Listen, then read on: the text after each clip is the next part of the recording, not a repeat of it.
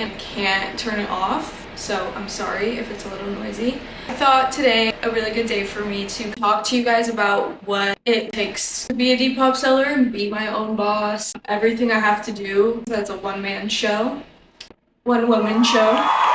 So I'm gonna get ready. I'm gonna talk to you guys about how I started and then show you guys how I pack my orders. It's most efficient for packing orders, how I take my pictures, and how I upload things. Okay, I'm gonna start getting ready also. I need to multitask.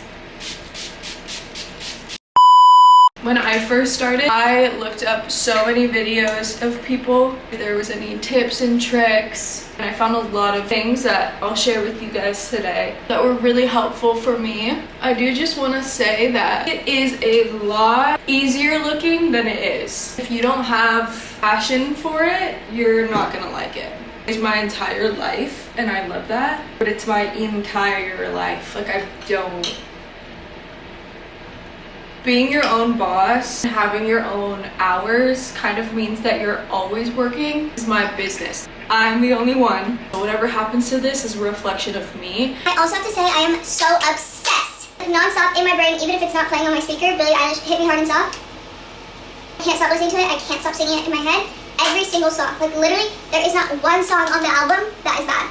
I can start by telling you how I kind of got into this. I was working a job that was my first big girl job out of college. I knew that I wanted to do something with clothing. I've always known that. An opportunity to work as a PA for wardrobe for like movies, television, whatever. Sounds very glamorous, although a PA typically is not glamorous. It was a pretty hard job. Pretty much no fault to the people that I was working with or whatever, it just wasn't suited for me, and it was such a demanding job that it really affected my mental.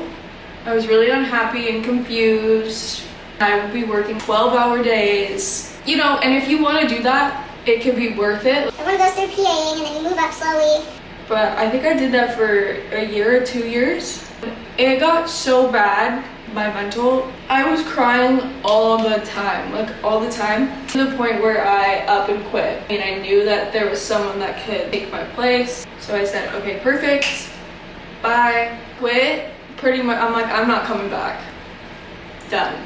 I felt guilty because I didn't want to let anyone down, but I come first, so I did what I had to do. Then I was like, okay, well, I was making minimum wage, if that. I think I was making like 13 bucks an hour in California, so I didn't have much savings. Okay, well, how am I gonna make money while I apply for other jobs? I have a lot of clothes. Maybe I can sell some of my clothes, dedicate a day, like really deep clean my closet just to get enough money, to try to get enough money to hold me off until I find my next job in like a couple weeks. I started selling and got like 5 sales in one day, something crazy, and I was like, no way, I'm gonna do this again tomorrow. Like, I sell more of my clothes. So I just kept doing that. And doing that. Soon enough, I was making more than my other job. I mean, it took all day, but I was making more and I was happy, which was the most important part. I became more and more consistent and into the routine of how to do it, and more equipped with knowledge on what sells, what doesn't. Once I ran out of clothes in my closet, I started going thrifting for the sole purpose of selling it on Depop. What was I saying?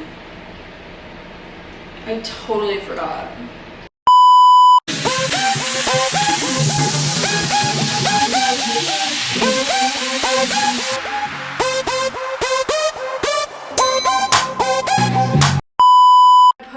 Tan on last night. That's like the water, I believe it's what it's called. It's like a spray tan, like a spray bottle, and you just rub it in. And I lit like my arm. What the heck? It's so, the back of my arm, it's so bad. I'm embarrassed.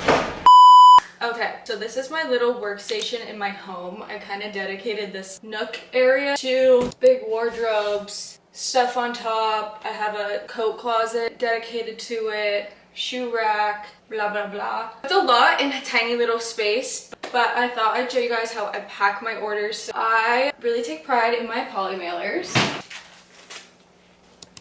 Like, they're really cute. I try to get cute poly mailers because I feel like have your package come in something cute. Additionally, I have these really cute little stickers that I throw in there. It's like these. Aww. Love these. Aww. I think that's a nice touch. Just makes the customer extra excited and happy when they receive their package. Another thing that you'll need if you want to be a Depop seller, you're gonna need a label printer. This one's on Amazon. I can link it in the description. This one really shoots them out. I love it. It's very easy. I've had it for a while, and it just plugs into your laptop, computer, whatever. And really, that's like the necessities. That's all you really need. So I usually like sit on the floor, on a stool. I got rid of it. Too much in my tiny little office. I'm going to pack up all the orders. I did sell bigger order to one of my top customers, which is Madison Beer. That was something that was so cool, realizing that, you know, I could connect with these people and people that I personally love their style. It's really cool to see like celebrities, cool to see them post and the stuff that I thrifted. Like having my customers message me like, this was perfect for this event and blah blah blah, and like this makes me feel so good. I've had so many people compliment me on this, thank you so much. And like that's so rewarding. That's why I love doing it. Truly, like I love, that makes me so happy. Anyways, side note, I print out these labels. One thing I've always done since the beginning of when I started is using shipping with Depop. Ultimately, like seller protection, there's just a lot more benefits and it's so much more convenient. I already have the shipping label ready to print. I believe that there's not that big of a difference price-wise for the customer. I've just always done shipping with Depop, and that's what I would recommend.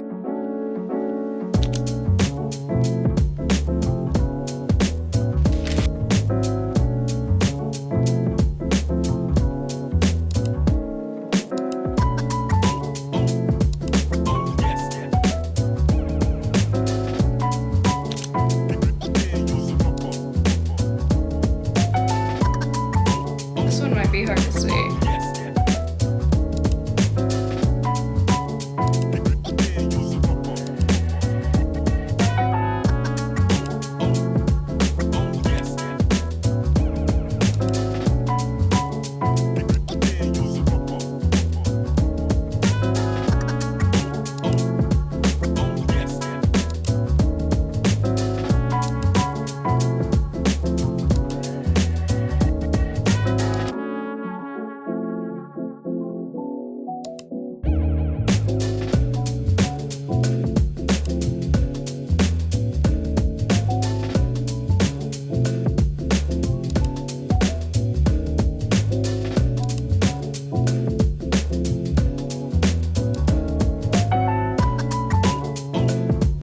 Okay, so my top tips for taking pictures for Depop. One, I think this one's a little bit obvious, but maybe not. Good lighting. I prefer natural lighting. I've tried every single camera option, lighting, background. I prefer simple background with natural lighting on my iPhone. Tip number two, wear things that you're comfortable in, or at least try to. Taking this seriously and you're going out sourcing, I would say to try and find things that you feel most confident and comfortable in. I have recently, in the past like year or two, figured out how to dress for my body type. I can do a whole video on that too. That like really changed the game for me. Try to wear things that you're comfortable in. Number three, which should have been number two, put the clothes on. Like really try to take pictures of the clothes on. Good lighting, put the clothes on, wear things that you're really comfortable in. Those are my three big tips because I really do believe you're comfortable in something that kind of just emulates through the picture. Those are my three tips for pictures. This part usually takes me quite a bit, and then uploading is kind of a pain in the butt. But yeah, so now I'm gonna take pictures. Use just a little tripod. Ignore my chlorophyll water. Self-timer app.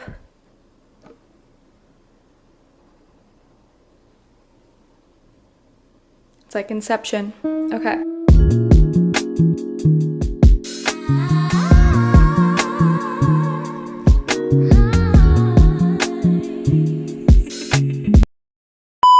much as I don't want it to be, something is certainly off with me today.